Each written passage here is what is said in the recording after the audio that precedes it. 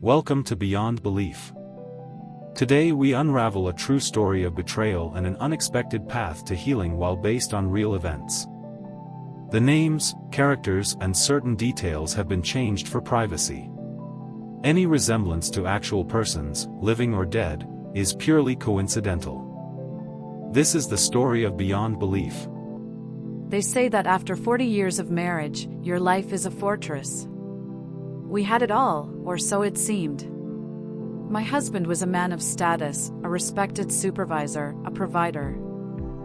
For decades, I walked beside him with my head held high, proud of the life we built brick by brick. We weren't just a couple. We were an institution, but institutions can crumble from the inside long before the first crack appears on the outside. My fortress was built on sand and the tide was about to come in. It started at his work. She was 20 years his junior, a part-time employee, and he was her boss. At first it was just a name I heard too often. Then it became a silence that filled our house for the first few years. Their affair was what they call hot and heavy.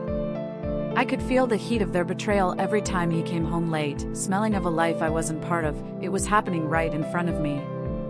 In the very office where he was supposed to be building our future, he was weaving a web, and I was the one caught in it, watching him slip away a little more every single day. I wasn't weak. At least I told myself I wasn't. I filed for divorce not once, but twice. I had the keepers in my hand. I had the exit sign right in front of me. But every time he did Jesse enough. A kind word, a shared memory, a promise hidden in a lie, he'd make me think he wanted us, and I'd stay. I'd pull the papers back. Why? Because I was trapped in a thick, invisible competition. I saw the texts where he told her they'd be together once our son graduated, and instead of leaving, I felt this twisted surge of pride. I thought, he's still here with me. She's not special enough for him to leave. I thought I was winning. I looked at her in my mind and whispered, "You didn't win this stupid contest.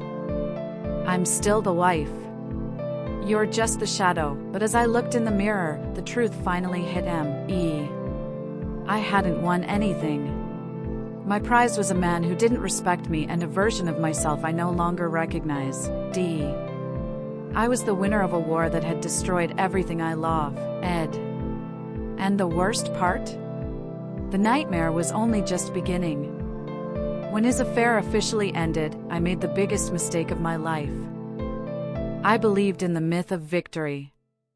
I thought that by letting him stay, I'd given him a gift he'd be grateful for the rest of his life. I imagined him falling to his knees, realizing what a saintly woman he'd almost lost, but reality was. I see, instead of gratitude, I received hatred. He acted as if I'd locked him in prison, not as if he destroyed our home. A stifling silence reigned. At home we sat at the same table, ate the same food. But between us, lay a chasm the depth of 6 years of lies. He was sullen, abrupt, and constantly irritated. Every gesture, every question I made sent him into a rage. I'd given him a chance to save himself, and he used it to make my life even more miserable. I was expecting warmth, but I found myself in a house where the walls were oozing cold. And then the siege began. The betrayal wasn't a thing of the past. It moved right onto our doorstep. That woman and her family decided my peace was too high a price to pay.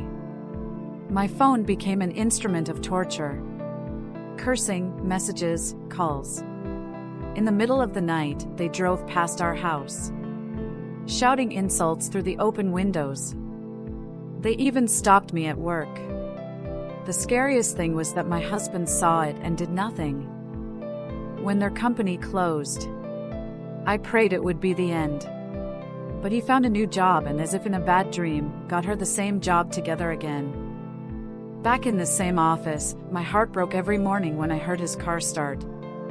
I knew where he was going. I knew who he would spend his day with. And yet, I stayed. I am so painfully ashamed of the woman I was then. I endured humiliations I wouldn't wish on my worst enemy. simply because I was afraid to let go of something that had long since turned to dust. My husband has bipolar disorder, and for many years this diagnosis became my main trap. I turned his illness into an excuse for his cruelty. When he yelled at me, I told myself this is mania. When he didn't speak to me for weeks, I whispered this is depression. I became his advocate to myself. It was so convenient for him. My empathy became his license to do whatever he wanted. I spent all my energy trying to understand him, support him, hear him, all the while completely oblivious to how slowly I was dying. I was like a paralyzed person in a burning house. I saw the fire. I smelled the smoke. But I convinced myself the fire was simply a symptom of his condition, and if I were loving enough, the flames would go out on their own. I rationalized every blow to my self-esteem until there was nothing left but a gaping emptiness. By April 2024, my body began to give in. It decided that if my mind couldn't go away, it would just disappear. I lost 25 pounds in 1 month. Food tasted like ash. I looked in the mirror and didn't recognize the ghost staring back at me. I voluntarily checked myself into a psychiatric ward. I was at my wit's end. I didn't want to fight for this marriage anymore. I didn't want anything anymore. I spent a week there, surrounded by white walls, trying to remember what it felt like to simply breathe without chest pain. But even that wasn't the end. In October, I collapsed again, even deeper. It was a complete emotional and physical drain from decades of unnecessary crap I'd willingly allowed into my life. My world burned to the ground, but it was there, sitting in a hospital bed and looking at my emaciated arms, that I asked myself for the first time in my life, who am I without this pain? The answer was terrifying. I didn't know, and that was the beginning of my true journey. In the spring of 2023, after decades of drowning in a life I didn't recognize, I finally sat across from a therapist. I didn't go there because of the affair. I went there because I didn't know what was wrong with me anymore. I was a shell, a ghost, haunted by my own house. Together, we started to dig. They dug deep into the soil of my childhood, into the very structure of the family that raised me. It was both eye-opening and devastating. I began to see the blueprints of my own destruction. I saw where my inability to say no originated and why I felt I had to earn love through suffering. For the first time, I looked at my decisions not as accidents, but as patterns. I was forced to face the harsh, painful truth. I had been pathetic. I had allowed myself to be a doormate in a home I had built. I felt a deep, burning shame for the behavior I had tolerated. But that shame, the first spark of a new fire. I realized I knew exactly what kind of life I didn't want, even if I wasn't quite sure yet what I did want. But healing isn't a straight line. In April 2024, the darkness nearly won again. I found myself in a psychiatric ward, feeling the cold weight. Suicidal thoughts even leaving that place. I didn't feel better by October. I crashed and burned one more time, and this time the fire was hotter. My body was exhausted from carrying the weight of his secrets. I lost weight, I lost sleep, I lost hope.